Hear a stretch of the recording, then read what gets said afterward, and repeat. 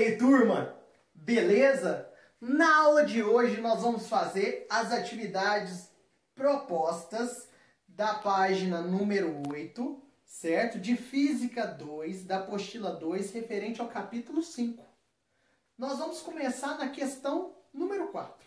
Ela fala para nós assim: considere uma carga pontiforme Q fixa na origem de um sistema cartesiano e dois pontos A e B desse plano, como mostra a figura. Então você vai ver o seguinte: você vai medir qual é a distância da carga até o ponto B. Então aqui está a origem do plano cartesiano, y, x. O ponto B está aqui, ó. Então nós vamos fechar assim, ó. Qual que é a distância que dá daqui até aqui? Vamos contar quantos quadradinhos? 1, 2, 3, 4.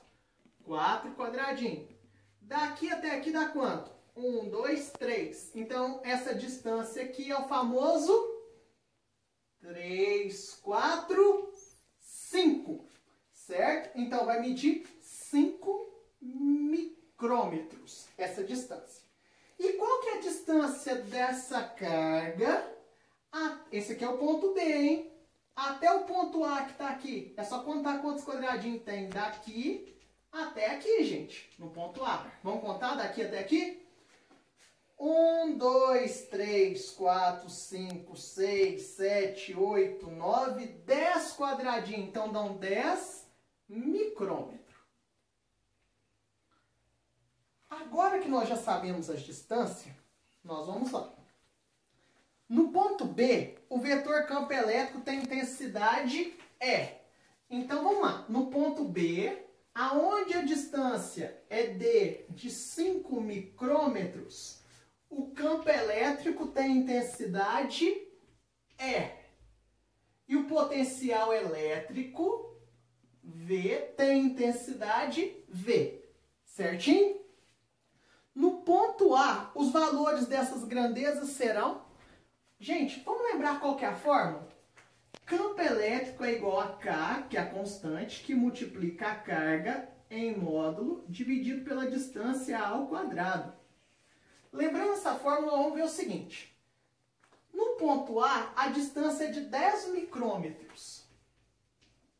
Quando eu multiplico a distância por 2, lembra disso em aula? Quando eu multiplico a distância por 2, quando a distância aumenta 2 vezes, o campo diminui.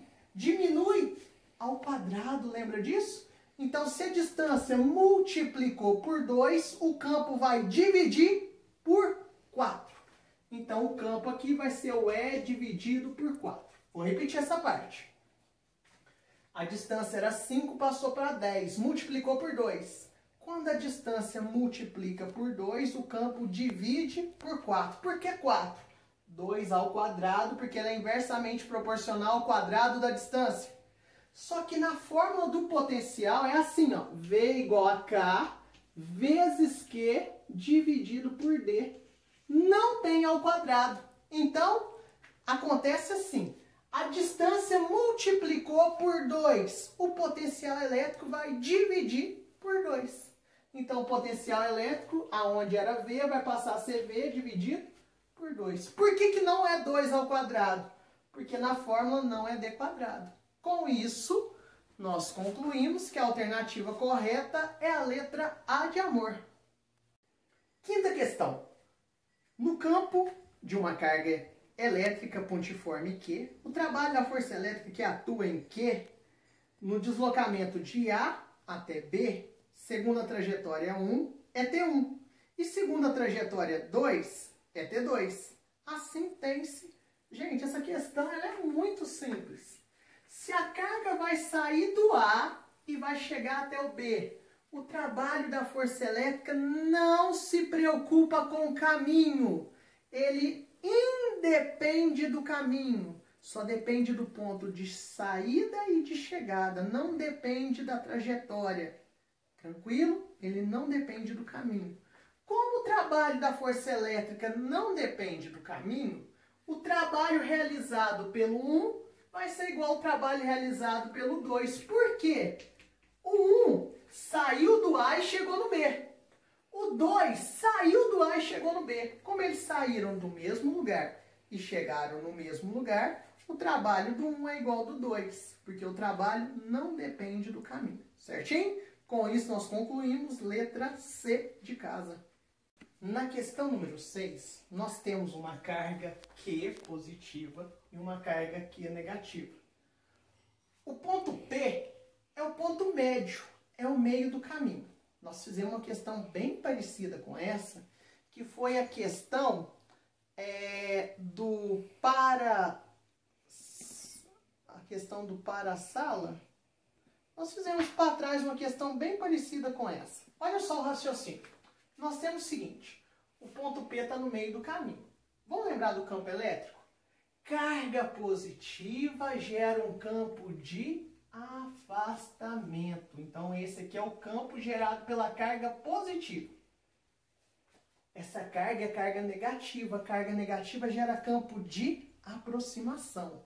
Então, esse aqui é o campo gerado pela carga negativa, aproximando dela.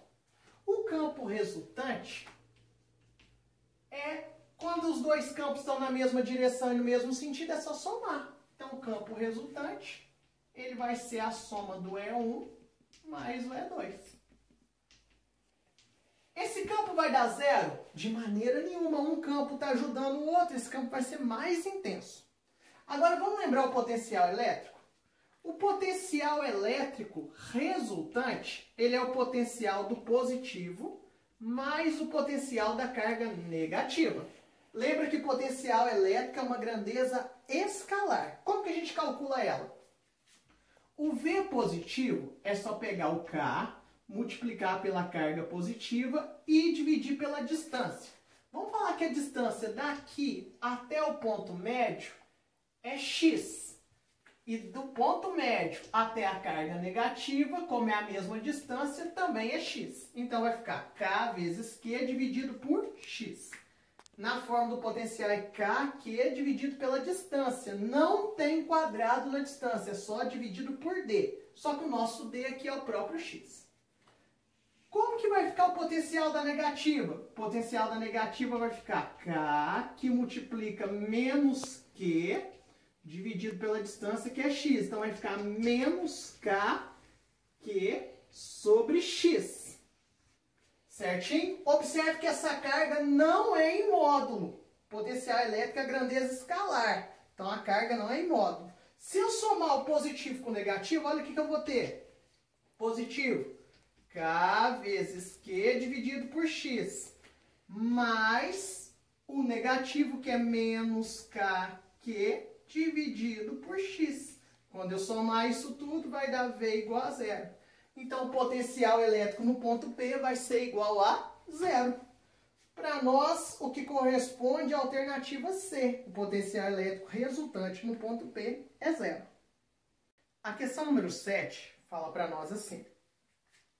Uma carga elétrica pontiforme Q de 3 vezes 10 a menos 9 coulombs é levada do ponto A de um campo elétrico, onde o potencial elétrico é VA de 900 volts, até um ponto B do referido campo, onde o potencial é VB de 2100 volts. Determina o trabalho da força elétrica que atua em Q ao ser deslocada entre os pontos A e B. Então é só você fazer assim, ó. Vamos calcular qual que é a DDP? DDP é o VA menos o VB. A DDP é o VA, ele falou que é 900, menos o VB, que ele falou que é 2100. Então, VA menos VB vai dar menos 1200 volts. Aí você lembra que o trabalho é igual a TUC. Lembra da fórmula do TUC? O trabalho é o que ele quer. O U é menos 1200 e a carga, ele falou para nós que é 3 vezes 10 a menos 9. Então, nós vamos ter que o trabalho vai ser igual a menos 1200 vezes 3, menos 3600 vezes 10 a menos 9. Deixando em notação, vai ficar menos 3,6 vezes 10 a menos 6 joule. que corresponde para nós a letra A de amor. Na oitava questão, fala para nós sobre o funcionamento básico de uma membrana celular, certo? Aí, o que nós precisamos saber? Que a membrana celular, ela trabalha com duas DDP. Uma de 55 mV, que é o U1, e outra de 100 mV, que é o U2. Então, ela pode ter uma DDP mínima de 55 mV, uma DDP máxima de 100 mV. E a distância entre as duas camadas da membrana, que é entre a placa positiva e a negativa, é de 7 nanômetros, que é 7 vezes 10 a menos 9 metros. Você sabendo disso, você consegue resolver a questão. É só aplicar a fórmula do UED. O U é 55 milivolt, o milha é 10 a menos 3, não pode esquecer. O campo é o que eu quero e a distância é 7 vezes 10 a menos 9. Passo 7 vezes 10 a menos 9 dividindo 55 vezes 10 a menos 3 e divide. 55 por 7, 7,86. Vezes 10, menos 9 sobe mais 9 com menos 3, 6. Então, o campo vai variar entre 7,86 vezes 10 a sexta volt por metro, ou, se eu usar o DDP de 100 volts, 100 milivolt vai ficar o U 100 mili, que é 10 a menos 3. O campo é o que eu quero e a distância mantém a mesma entre as membranas, 7 vezes 10 a menos 9. Passa dividindo, 100 vezes 10 a menos 3 dividido por 7 vezes 10 a menos 9 vai ficar 100 dividido por 7, 14,3. Vezes 10, menos 9 sobe mais 9 com menos 3 dá 6. Deixando em notação científica, 1,43 vezes 10 a sétima volts por metro. Tranquilo? O que corresponde para nós a letra B de bola. Os valores do campo elétrico no interior da membrana encontram-se entre 7,86 vezes 10 a sexta volt por metro e 1,43 vezes 10 a sétima volts por metro. Questão número 9.